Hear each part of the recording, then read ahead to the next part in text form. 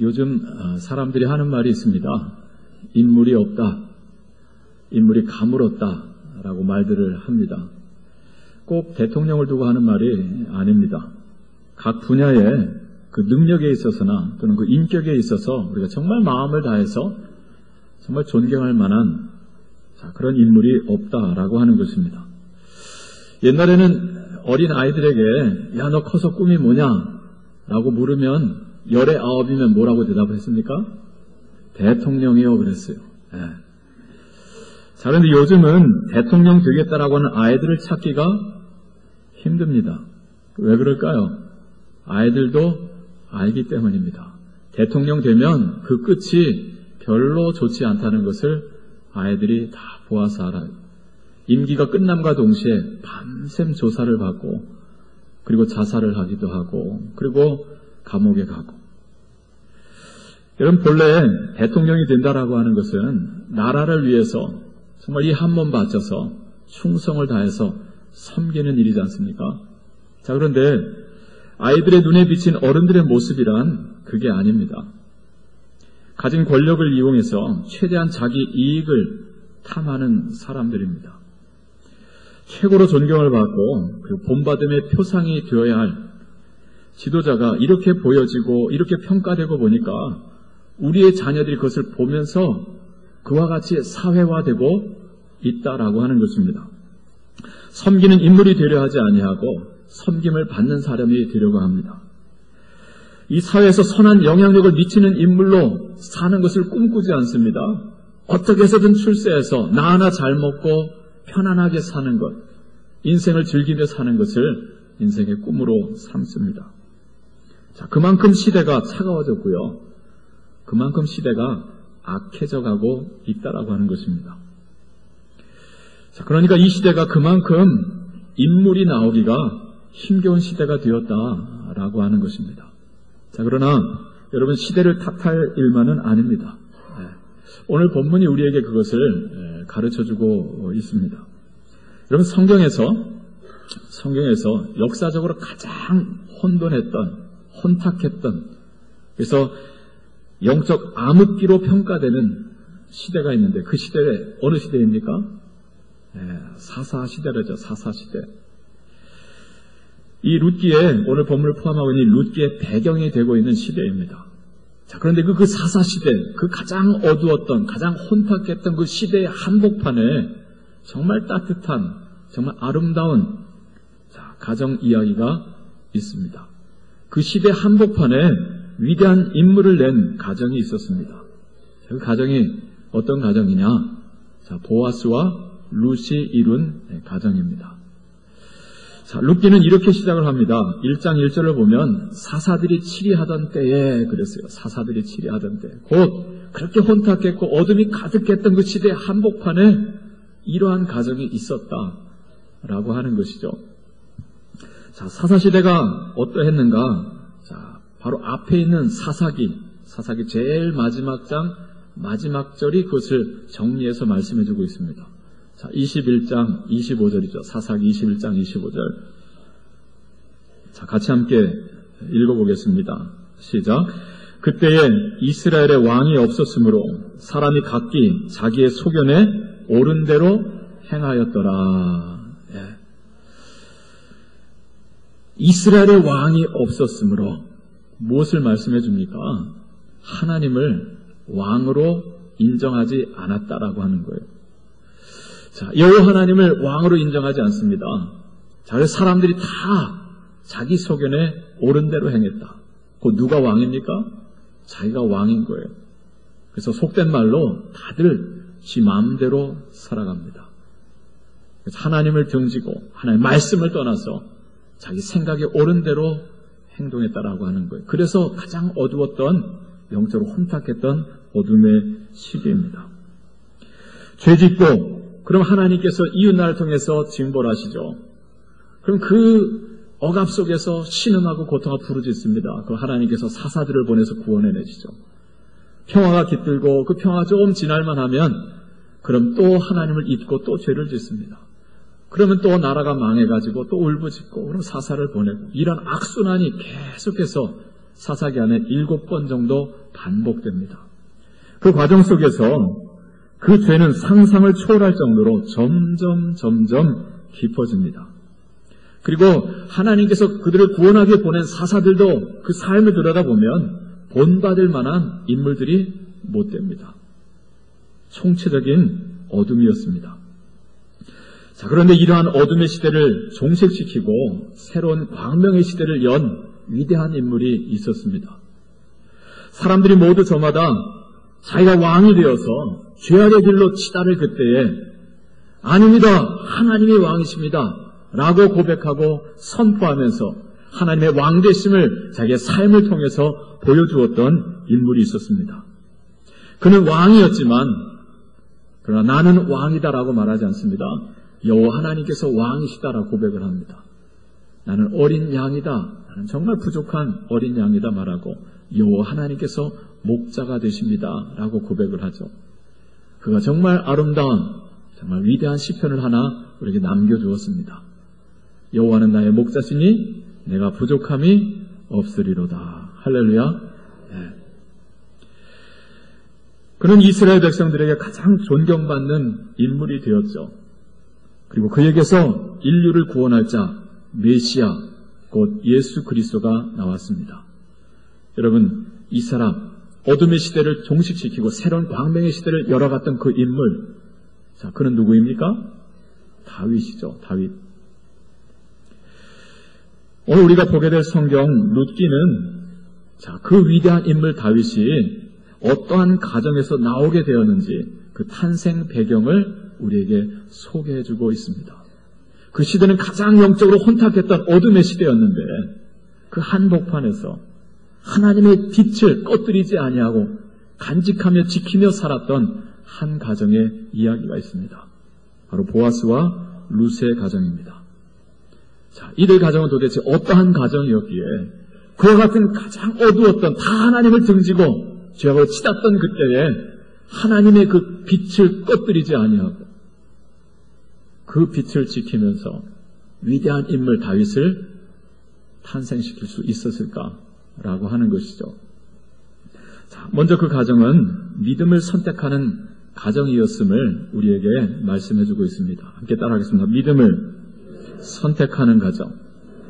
믿음을 선택하는 가정. 여러분, 우리 인생은요, 끊임없는 선택의 연속이죠. 매일같이 매 상황 속에서 우리는 갈등을 겪습니다. 무엇을 선택해야 할지. 믿음을 선택할 것인가, 아니면 나의 생각을 선택할 것인가.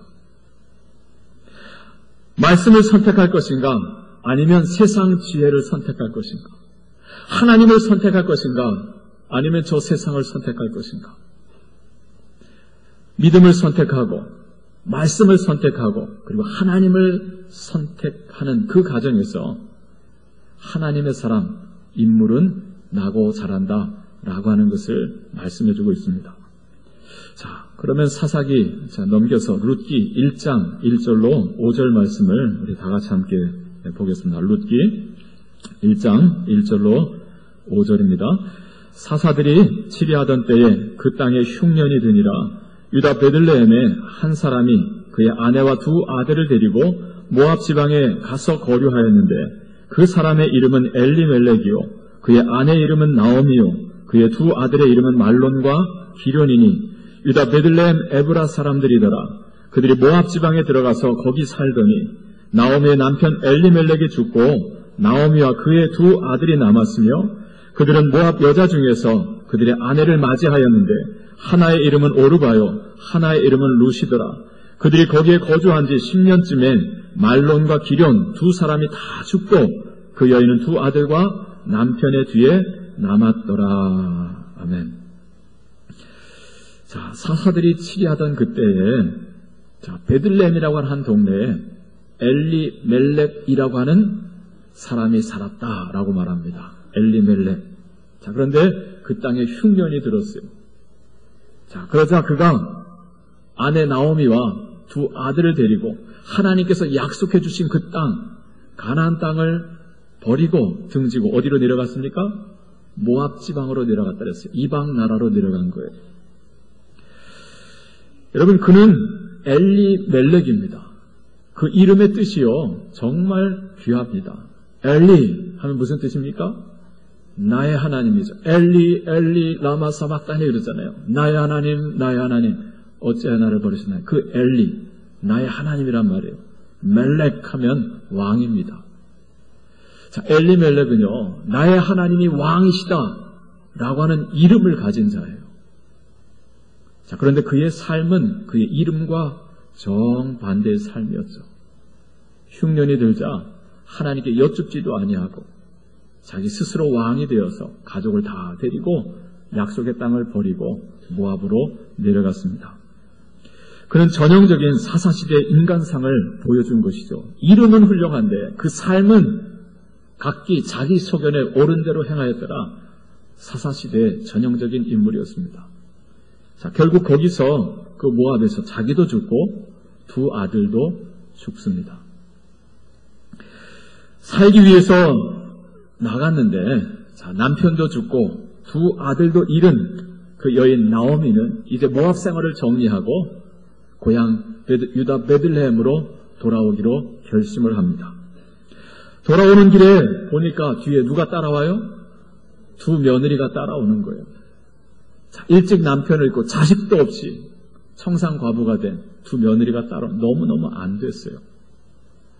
자, 그래서 이 나오미가 두 며느리를 집으로 돌려보냅니다. 자, 그때 오르바는 자, 집으로 돌아갔다 그랬고, 자, 첫째 룻은 어머니를 붙쫓았다라고 했습니다. 자, 15절부터 18절까지의 말씀을 함께 보겠습니다. 1장 15절로 18절 말씀입니다. 같이 봅니다. 나오미가 또 이르되 보라 네 동서는 그의 백성과 그의 신들에게로 돌아가나니 너도 너의 동서를 따라 돌아가라 하니 룻이 이르되 내게 어머니를 떠나며 어머니를 따르지 말고 돌아가라 강권하지 마옵소서. 어머니께서 가시는 곳에 나도 가고 어머니께서 머무시는 곳에서 나도 머물겠나이다. 어머니의 백성이 나의 백성이 되고 어머니의 하나님이 나의 하나님이 되시리니 어머니께서 죽으시는 곳에서 나도 죽어 거기 묻힐 것이라. 만일 내가 죽는 일 외에 어머니를 떠나면 여호와께서 내게 벌을 내리시고 더 내리시기를 원하나이다 하는지라. 나오미가 룻이 자기와 함께 가기로 굳게 결심함을 보고 그에게 말하기를 그치니라. 아멘. 자, 룻이 어떻게 결심했다라고 기록하고 있습니까? 굳게 결심했다 그랬어요. 굳게 결심했다. 자, 그 결심 어떤 결심입니까? 하나님을 선택하기로 한 결심입니다. 믿음이죠. 동서 오르바는 자기의 유익을 좇아서 돌아갔습니다. 내게 무슨 유익이 있겠느냐? 내게 무슨 희망이 있겠느냐? 내가 이제서 아들을 낳아서 너의 남편감을 내가 붙여줄 수 있겠느냐? 자, 그러니 돌아가서 다시 제가하여서 그리고 평안하게 잘 살아라 하면서 돌려보냈어요.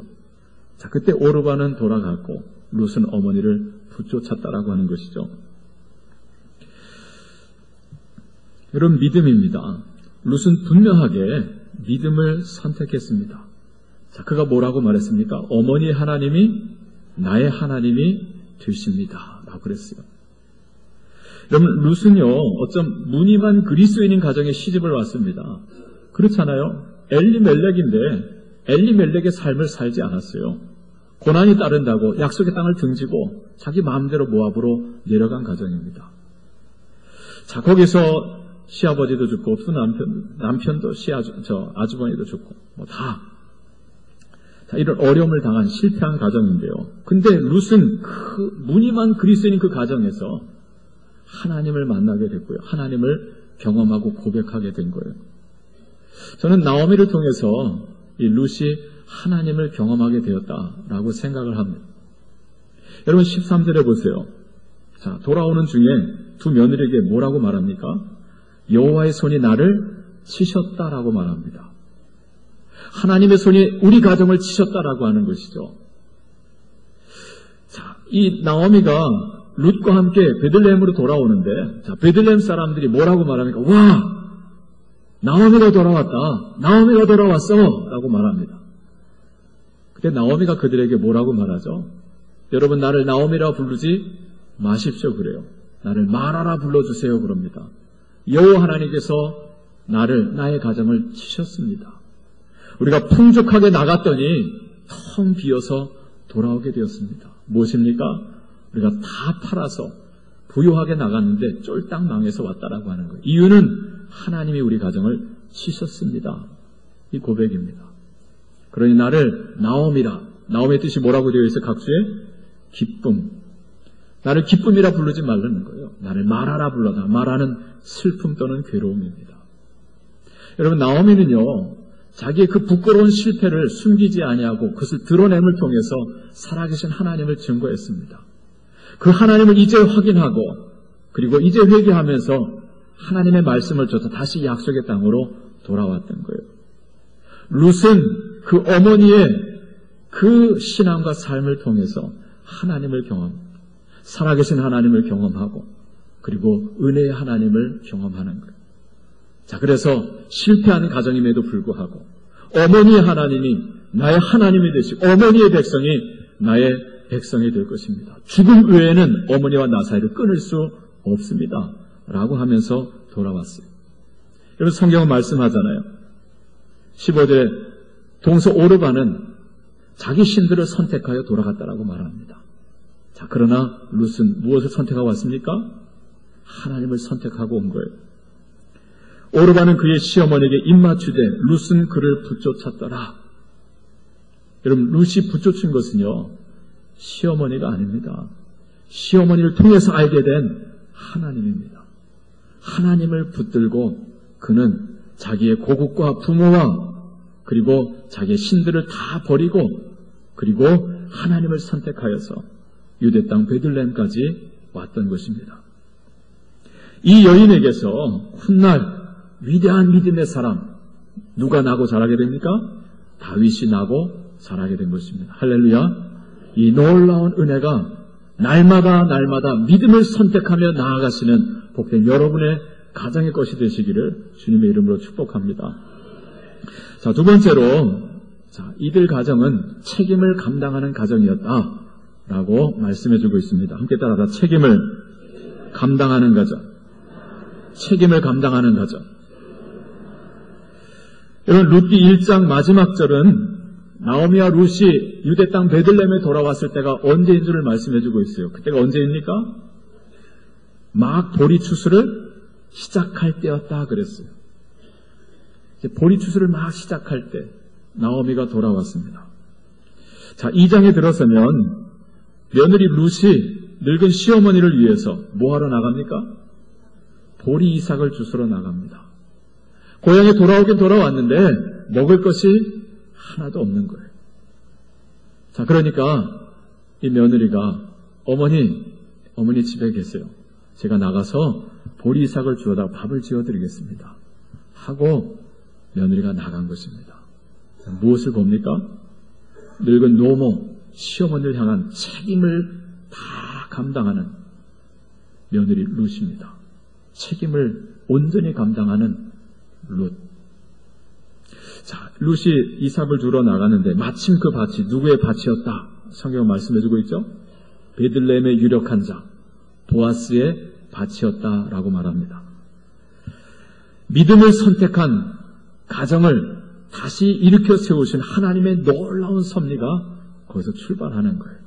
보아스와 룻의 만남이 거기서 시작됩니다. 자, 보아스가 추수하는 밭에 나왔다가 이삭 줍는 여인 룻을 봅니다. 그리고 룻의 효성을 아름답게 보아서 보아스가 룻을 도와줍니다. 근데 어떻게 도와주죠? 자, 점심 식사 시간이 되었을 때 보아스가 룻을 부릅니다. 얼마나 배고프겠어요. 아침도 굶고 왔을 텐데. 자, 떡을 나눠줍니다. 마실 것도 줍니다. 자, 그리고 종에게 무엇을 부탁하죠? 얘들아, 추수를 할 때 싸그리 베지 말고 싹 거두지 말고 중간중간 이삭을 떨어뜨려 주라라고 말합니다. 일부러 떨어뜨리라는 거예요. 누구를 위해서죠? 이삭을 줍는 여인 룻을 위한 것입니다. 자, 보아스는 그렇게 가난한 자 룻의 자존심을 지켜준 것입니다. 여러분, 그런 말 있지 않습니까? 부모님께 용돈을 드릴 때 자, 어떻게 드리라 그래요? 어떻게 드리지 말라 그럽니까? 어머니 용돈이에요 하고 봉투에 넣어서 손에 쥐어주지 말라는 거예요. 자, 어머니께 드리려면, 부모님께 드리려면 어떻게 해요? 통장으로, 온라인으로 붙여드리라는 거예요. 네. 여러분, 나이가 들면 돈이 필요합니까? 안 필요합니까? 필요하죠. 몸도 병들고요. 쓸 곳이 이것저것 생깁니다. 그런데 자식에게 돈 달랄 수 있어요? 없어요? 없죠. 어렵습니다.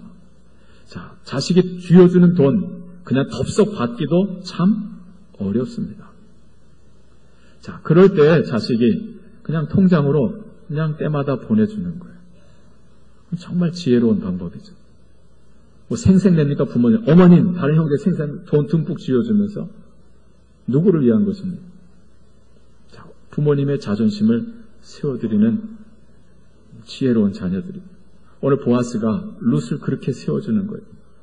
야, 받아라 하면서 이삭이 아니라 아예 탈곡한 보리쌀을 이만큼 뒤어서 줄 수도 있었을 거예요. 그런데 그러질 않습니다. 종들에게 이삭을 일부러 떨어뜨려라 그래요. 룻은 기쁜 마음으로 좋은 이삭을 들고 집에 들어갔습니다. 종일 굶으신 어머님께 자, 밥을 지어서 올립니다. 자, 그리고 낮에 있었던 그 일, 보아스가 베풀었던 그 은혜를 어머니에게 자, 이야기합니다. 자, 그러자 나오미가 말합니다. 보아스라고 하면 내 죽은 남편 엘리멜렉의 가까운 친척인데 그는 우리의 기업을 물러줄 자다라고 말을 합니다. 그러면서 이 나오미가 자기 안에 한 가지 소망을 가집니다. 그 보아스가 자기 죽은 남편의 기업을 물러주게 되는 것을 꿈꾸게 되는 거예요. 자, 그가 팔구한 땅을 다시 사줄 뿐만이 아니라 자, 이 며느리, 불쌍한 며느리잖아요. 며느리 룻과 결혼을 해서 아이를 낳아서 그 아이로 하여금 죽은 남편의 이름과 그 기업을 이어갈 수 있도록 해주는 그 꿈을 이 마음에 품습니다. 자, 기업을 물은다라고 하는 것이 무엇인지를 이해하기 위해서는요, 여러분이 희년이라고 하는 제도를 알아야 합니다. 레위기 25장에 보면 하나님께서 율법으로 이스라엘 백성들에게 희년이라고 하는 제도를 제정하셨어요. 50년째마다 나팔을 불면 희년이 선포됩니다. 자, 그러면 모든 땅은 본래의 주인에게 돌아가게 되었습니다. 모든 종들은 노임을 받고 자유함을 얻습니다. 이게 희년입니다. 하나님께서는요, 이스라엘 그 가나안 땅을 12지파에게 나눠주셨잖아요. 12지파는 그 땅을 또 각 가족들에게 또 분배해서 나눠줬습니다. 하나님께서는 희년이라는 제도를 통해서, 율법을 통해서요, 모든 토지는 영원토록 팔지 못할 것이다 라고 했어요. 왜요? 토지는 하나님의 것이다 라고 하는 거예요. 그래서 50년째마다 분배해준 대로 그대로 자기 가문으로 다 돌아가게 하는 거예요. 자, 그러면 내가 어렵게 돼서 빚을 져서 이제 그 빚을 갚기 위해서 땅을 팔아야 되는데 그럼 어떻게 땅값을 계산하느냐? 지금으로부터 희년 때까지 남은 기간을 계산합니다. 그 기간이 길면 땅값이 크고 기간이 짧으면 땅값이 작아지는 거예요. 자, 이것이 바로 희년이라고 하는 제도입니다. 하나님께서 이 희년을 선포하신 까닭은요, 이스라엘 백성들 안에서는 너무 가난해서 배고파 죽는 자도 없고 너무 부유해서 배불러 죽는 사람도 없게 하신 하나님의 섬세하신 섭리요 배려였던 것입니다. 자, 그런데 기업을 물은다라고 하는 것은 누가 감당하느냐? 그 어려움을 당한 사람들부터 가장 가까운 친척이 감당하게 되어 있습니다. 빚을 대신 갚아주어 그 땅을 되찾아 주는 것입니다. 자, 그런데 그 어려움을 당한 가정에 아들이 없어요. 자, 그럴 때는 어떻게 합니까? 그 가장 가까운 친척이 그 집의 여인과 결혼을 해서 자식을 낳아줍니다. 그 자식으로 하여금 그 가문의 이름과 기업을 이어가게 하는 것이 바로 이것이 기업을 무르게 하는 거예요. 자, 그런데 보아스가 바로 죽은 남편 엘리멜렉의 가까운 친척이었다라고 하는 것입니다. 거기서 나오미는 꿈을 꾸게 된 거예요. 아, 그 보아스, 그 친절한 보아스가 우리 남편의 기업을 물어주면 좋겠다. 그 땅을 다시 사주고, 그리고 룻과 결혼해서 아이를 낳아서 죽은 남편의 이름과 기업을 이어가주면 좋겠다라고 하는 소망을 품습니다. 그러나 그는 서두르지를 않습니다. 자, 2장 마지막 절을 보면 언제까지 기다리느냐? 보리추수, 밀추수를 다 마칠 때까지 이 나오미는 기다렸습니다. 기도하면서 이 소망을 가지고 하나님께 기도하면서 때를 기다렸던 거예요. 그동안 룻은 보아스와 그 이삭을 주우면서 계속적인 만남을 가져가는 거죠. 서로를 더 깊이 알아가게 되었던 것입니다. 자, 그리고 때가 찼다 싶었을 때 나오미가 그 며느리 룻을 부릅니다. 자, 밀추수를 끝나갈 무렵입니다. 자, 룻에게 말합니다. 애야, 곧 보아스가 밀추수를 마치면서 그 타작마당에서 큰 잔치를 벌일 터인데 너는 밤이 오기를 기다렸다가 자, 목욕을 재개하고 몸에 기름을 바르고 그리고 의복을 정제히 하고 그리고 보아스가 그 잔치에서 먹고 마시고 잠들거들랑 너는 그의 발치 이불을 들고 그 곁에 누우라 그랬어요. 그럼 보아스가 네가 그 다음 할 일을 너에게 알게 해주실 것이다 라고 말했습니다. 자, 그때 룻이 어머니의 말씀에 순종을 합니다. 자, 그리고 때를 기다렸다가 보아스가 그 잔치 마당에서 먹고 마시고 그리고 이제 잠자리에 들게 되었을 때 이 룻이 그 보아스에 누운 잠자리 발치 이불을 들고 가만히 들어가 눕습니다. 자, 잠자던 보아스가 몸을 뒤척이다가 한 여인이 자기 발치에 있는 것을 발견하게 됩니다. 깜짝 놀라서 도대체 넌 누구냐? 라고 물었어요. 그때 룻이 대답을 하죠. 예, 저는 당신의 여종 룻입니다. 당신의 옷자락을 펴서 당신의 여종을 덮어주셔서 그럽니다. 이는 당신이 우리의 기업을 물을 자가 됨이니이다. 그랬어요. 자, 그때 보아스가 말합니다. 자, 내가 너와 너의 어머니와 죽은 엘리멜렉의 기업을 물어주고 싶다. 그러나 나보다 더 너희 집안에 가까운 친척이 있다라고 말합니다. 자, 그가 너희 집안에 그 기업을 물어주면 참 복된 일이겠지만 만약에 그가 그 책임을 감당하지 않는다라고 한다면 그 다음은 나인데 내가 너희 집안의 기업을 내가 물어주겠다라고 말을 합니다. 그리고 먹을 것을 쥐어서 그 밤에 그 새벽에 이 룻을 집으로 돌려보냅니다. 자, 그리고 그 다음날 이야기가 이제 룻기 4장의 이야기입니다.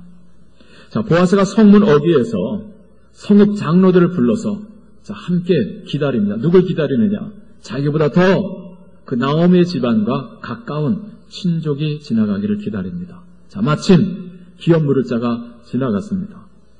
자, 보아스가 그를 불러서 말합니다. 자, 당신이 죽은 엘리멜렉의 가장 가까운 친척인데 당신이 그의 집에 땅을 사주면 좋겠다라고 말합니다. 자, 그때 그가 뭐라고 대답합니까? 내가 하겠습니다라고 말해요. 내가 그의 기업을 내가 물으겠습니다라고 말합니다. 자, 그때 보아스가 한마디를 더 하죠. 자, 그런데 당신이 해야 될 것이 한 가지 더 있습니다. 자, 그의 집안에 룻이라고 하는 모압 여인이 있습니다. 자, 그 여인이 과부가 되어서 돌아왔는데 당신이 그의 기업을 물어주고 그 다음에 그 룻이라고 하는 여인과 결혼을 해서 자식을 하나 낳아가지고 그 자식으로 하여금 그 죽은 엘리멜렉의 기업과 그의 이름을 이어가게 해주셔야 합니다. 라고 했어요. 자, 그때 이 앞선 더 가까운 친척인 사람, 그 사람이 뭐라고 대답을 합니까? 나는 이 기업을 못 물으겠다라고 말합니다. 나는 못하겠다라고 말해요. 그래서 그가 하는 말이 나는 내 기업에 손해가 되는 일을 할 수 없다라고 하면서 거절을 합니다. 여러분, 왜 처음에는 그가 하겠다라고 했다가 다음에는 그가 못하겠다라고 한 것일까요? 그는 나오미의 땅, 그 엘리멜렉의 땅을 사서 영원히 자기의 것으로 소유하려고 했던 사람입니다. 여러분, 나오미와 룻 여자입니다. 두 여인이 다 죽으면 그 땅은 이제 누구 것이 되겠어요? 영원토록 자기 것이 되는 거예요. 그래서 내가 물으겠다라고 했는데 세상에 그 룻과 결혼해야 되고 자식을 낳아줘야 되고 그 자식이 그 엘리멜렉의 이름과 기업을 이어간다라고 하니까 난 그건 못하겠다라고 했던 것입니다. 그는 정말 이기적인 사람 아닙니까? 또 생각하면 정말 어리석은 사람이죠. 여러분, 그 자식 누구 자식입니까? 누구 자식입니까? 자기 자식 아니에요. 어찌됐든 자기가 낳은 자식인데, 자기가 낳은 자식이 그 기업을 가지고 먹고 살게 되면 그렇게 억울한 일입니까? 근데 그것을 못하겠다라고 하면서 거부했던 거예요. 그는 역시 사사시대의 전형적인 인간상을 보여줍니다. 하나님을 왕으로 인정하지 아니하고 하나님 말씀대로 기업 물을 자의 책임을 감당하지 아니하고 오직 자기의 이익을 선택해서 취할 것 취하고 버릴 것은 버렸던 지극히 이기적인 인간이었던 것입니다. 여기 신명기 25장에 보면 죽은 형제의 기업을 무르는 자의 책임에 대해서 이렇게 기록하고 있습니다. 만약 기업 물을 책임이 있는 자가 그 책임을 거부하게 되면 그때 그 성읍의 장로들이요 그 사람의 신을 벗어서 벗기고 그 다음에 그의 얼굴에 침을 뱉게 했습니다. 그러면서 말하기를 기업 물을 자의 책임을 회피하는 자, 거부하는 자는 이와 같이 되리라면서 모욕을 주게 되어 있었습니다. 그런데 오늘 룻기 4장 8절에 보면요, 이 사람이요, 나 못하겠다 라고 하면 스스로 자기 신발을 벗어가지고요, 보아스에게 던집니다. 네가 해라 그럽니다. 그리고 주량랑을 치는 거예요. 정말 약삭 빠른 사람이죠. 조금도 손해도 보지 않고 조금도 부끄러움을 당하지 않으려고 하는 거예요. 이로써 보아스는 베들레헴의 모든 백성과 장로들이 보는 앞에서 기업 물을 자의 책임을 물려받습니다. 그리고 그 책임을 따라서 죽은 엘리멜렉의 땅을 사주었고 그리고 그 여인 룻과 결혼을 하여서 아들을 낳습니다. 무엇을 보십니까? 온전히 자기의 책임을 감당하는 보아스입니다. 사랑하는 성도 여러분, 이것이 여러분 진정한 사랑입니다. 20세기 위대한 사회철학자 에릭 프롬은 사랑이 무엇이냐라고 하는 물음에 이렇게 정의를 합니다. 사랑이란 책임을 감당하는 것이다 그랬어요. 아버지로서의 책임을 감당하고 어머니로서의 책임을 감당합니다. 남편은 남편으로서의 책임을 감당하고 아내는 아내로서의 책임을 감당하는 것. 그게 진정한 사랑이다라고 하는 것. 여러분, 부모로서의 책임이 있고 자식으로서의 책임이 있고요. 형제로서의 책임도 있고 이웃으로서의 책임도 있어요. 사랑은 말로 하는 것이 아니다라고 하는 것이죠. 온전한 책임 완수를 통해서 그 사랑은 확인되고 완성되는 거예요. 여러분, 다윗이 나고 자란 가정은 바로 이와 같은 가정입니다. 어떤 가정입니까? 자기의 책임을 알고 그 책임을 온전히 감당했던 가정이죠. 룻을 생각해 보세요. 어머니를 위해서 이삭을 주워다가 밥을 지어서 올립니다. 여러분, 자기 친어머니가 아닙니다. 누구입니까? 시어머니입니다. 시어머니. 어머니 돌아가라라고 했는데도 어머니 안 됩니다 하고 어머니를 붙쫓아와서 그 어머니를 위해서 젊음을 다 희생합니다. 책임을 알고 책임을 온전히 감당했던 여인 룻입니다. 그럼 보아스는 어떻습니까? 보아스는 보아스대로 기업 물을 자의 책임을 온전히 감당한 사람입니다. 이렇듯 자기의 책임을 알고 그 책임을 온전히 감당할 줄 아는 그 가정에서 시대적인 책임을 알고 그 책임을 온전히 감당했던 위대한 하나님의 사람 누가 나옵니까? 다윗이 나고 자라게 되었던 것입니다. 할렐루야. 이와 같은 은혜도 또한 온전히 책임을 감당함으로 위대한 인물을 배출하게 될 여러분의 가정의 것이 되시기를 주님의 이름으로 축복합니다. 자, 마지막으로 이들 가정 어떤 가정이었느냐? 서로를 축복하는 가정이었음을 말씀해주고 있습니다. 함께 따라서 서로를 축복하는 가정. 서로를 축복하는 가정. 여러분, 룻기가 어떻게 출발하고 있습니까? 룻기 시작이 어떻습니까? 슬픔과 탄식으로 아주 어둡게 시작합니다. 떡집 베들레헴에 떡이 떨어짐으로 사람들이 흩어집니다. 엘리멜리 말씀을 등지고 모압에 내려갔다가 거기서 줄초상이 납니다. 자기도 죽고 두 아들도 죽고 통곡이 가득한 그래서 슬픔과 탄식으로 가득한 어둠이 드리워진 이 룻기, 이 출발이죠.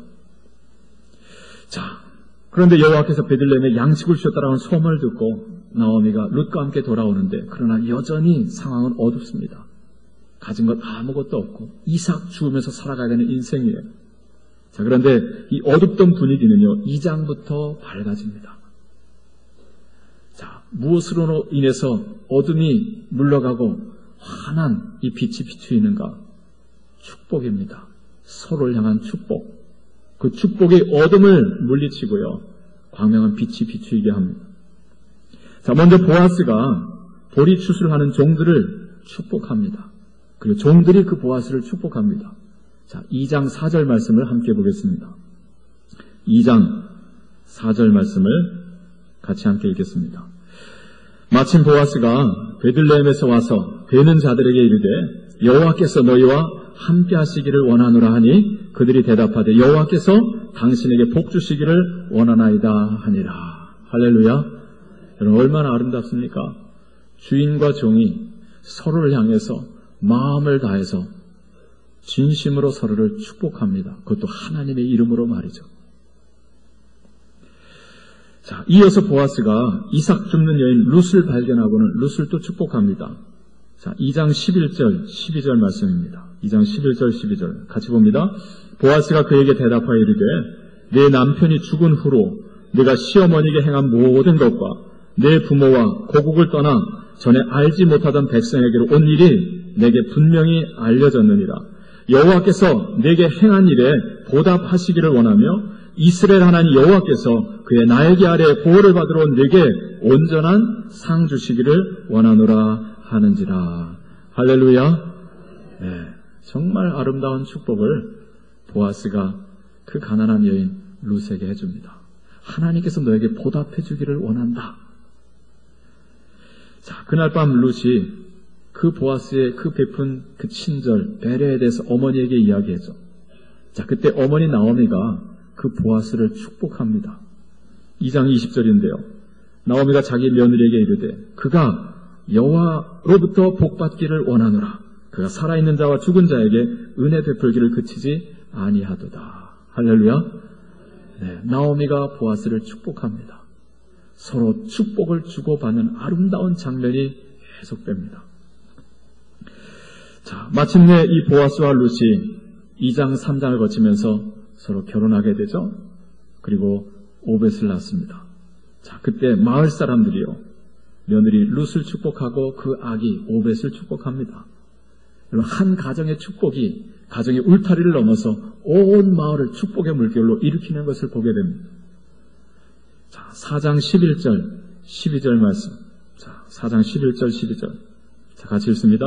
성문에 있는 모든 백성과 장로들이 이르되 우리가 증인이 되나니 여호와께서 내 집에 들어가는 여인으로 이스라엘의 집을 세운 라헬과 레아 두 사람과 같게 하시고 내가 에브라스에서 유력하고 베들레헴에서 유명하게 하시기를 원하며 여호와께서 이 젊은 여자로 말미암아 내게 상속자를 주사 내 집이 다말이 유다에게 낳아준 베레스의 집과 같게 하시기를 원하노라 하니라. 할렐루야. 네, 마을 사람들이 나오미를 축복하고 룻을 축복합니다. 자, 4장 14절 15절 아기를 축복합니다. 자, 같이 읽습니다. 여인들이 나오미에게 이르되 찬송할지로다 여호와께서 오늘 내게 기업 물을 자가 없게 하지 아니하셨도다. 이 아이의 이름이 이스라엘 중에 유명하게 되기를 원하노라. 이는 내 생명의 회복자이며 내 노년의 봉양자라. 곧 너를 사랑하며 7 아들보다 귀한 내 며느리가 낳은 자로다 하니라. 아멘. 7 아들보다 귀한 며느리다. 룻을 축복해 주고요. 이 아이의 이름이 이스라엘 중에 유명하게 되기를 원하노라. 하나님의 이름으로 그 아이를 축복해 줍니다. 여러분, 이렇듯 서로를 향한 이 풍성한 축복이요. 룻기를 덮고 있었던 그 슬픔과 탄식을 몰아내고, 그리고 그 어둠을 몰아내고, 그리고 그의 가정과 그 마을 베들레헴 전체를 밝게 비춰줍니다.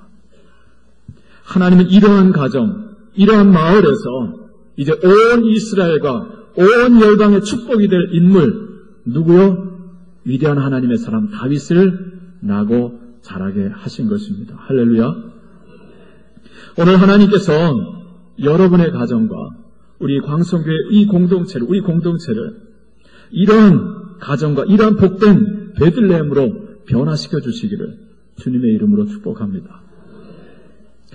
시간이 갔지만 한 가지만 말씀드리고 마치겠습니다.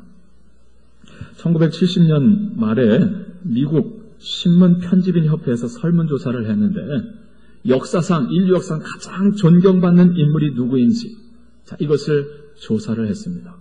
그 조사 결과 1등으로 나온 인물이 누군지 아십니까? 미국인들이 뽑은 1970년대 가장 존경받는 인물 첫째, 예수 그리스도. 할렐루야. 정말 복받은 민족이죠. 예수님이 최고로 존경받을 인물이라는. 자, 근데 2등, 두 번째로 뽑힌 인물이 누군지 아십니까? 에이브러함 링컨입니다. 여러분, 링컨은 가난 때문에 1년 정도의 초등교육밖에 받지를 못한 사람이에요. 22살 때까지요, 농사일을 했고요. 상점의 점원 노릇을 했던 사람입니다. 그런데 그런 그가 어떻게 인류 역사상 가장 위대한 존경받는 인물로 평가될 수 있었을까요? 거기에는 그의 어머니의 영향이 가장 컸다라고 이야기를 합니다. 이것은 링컨의 고백입니다. 여러분, 아버지는요, 아들에게 공부를 시키지 않았어요. 나는 농사꾼이고 너도 농사꾼이 될 자식인데 뭔 공부냐? 라고 했던 것입니다. 그러나 어머니 낸시는 아들에게 공부를 가르쳤습니다. 학교가 14km 떨어진 곳인데 그 8살 된 아이를 그 학교로 보냅니다. 14km 걸어 다니면서 글을 배웠던 거예요. 자, 그런데 그 어머니가 9살 때, 링컨의 나이 9살 때 죽습니다. 어머니는 당신의 손때가 묻은 낡은 성경을 그 어린 아들 링컨에게 넘겨주면서 이렇게 참 귀한 유언을 남깁니다. 아들아, 이 책은 나의 부모님으로부터 물려받은 성경이다. 내가 여러 번 읽어서 낡았지만 그러나 우리 집의 큰 가보다. 내가 100에이커의 땅을 너에게 물려주는 것보다 이 한 권의 성경을 너에게 물려주는 것을 진심으로 기쁘게 생각한다.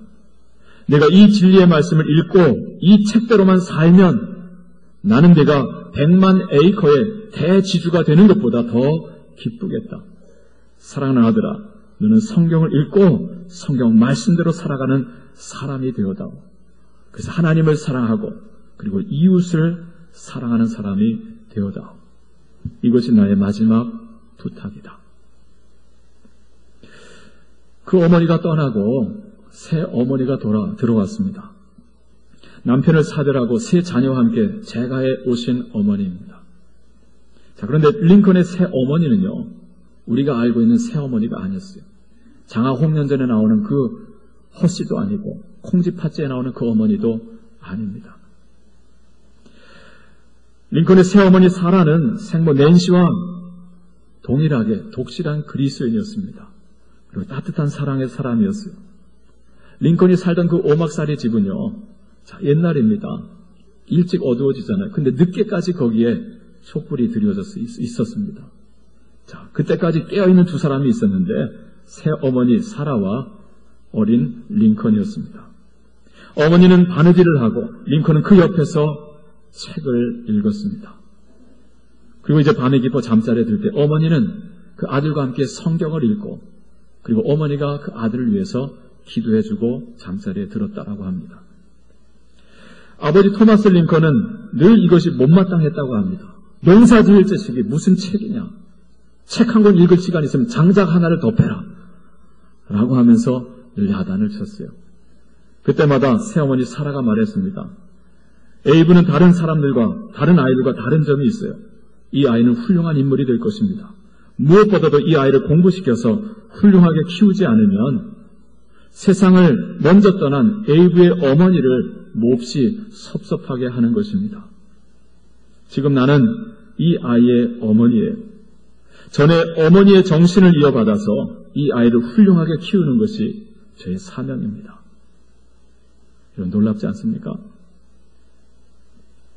링컨은 이와 같이 참으로 믿음을 선택하는 가정, 그리고 책임을 감당하는 가정, 그리고 서로를 축복하는 가정에서 나고 자랐습니다.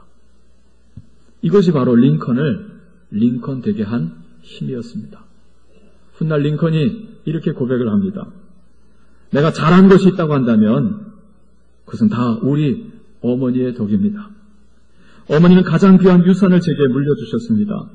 살아계실 때와 또한 돌아가신 후에도 어머니의 기도와 가르침이 나를 오늘의 나 되게 하였습니다. 이 링컨의 고백이 먼 훗날 여러분의 품에서, 여러분의 가정에서 자라는 자녀들의 고백이 될 수 있기를 주님의 이름으로 축복합니다. 기도하겠습니다. 하나님, 시대를 탓하지 말게 해주시고 오늘 우리로 이 보아스와 루스의 가정처럼 믿음을 선택하는 가정, 책임을 감당하는 가정, 서로를 축복하는 가정을 이루게 하여 주시옵소서. 그래서 우리 품의 자식들이, 우리 광성교회 자녀들이 이 시대를 밝히는 하나님의 기쁨의 소망이요 생명으로 하나님 일어설 수 있도록 주여 축복하여 주옵소서. 예수님의 이름으로 기도합니다. 아멘.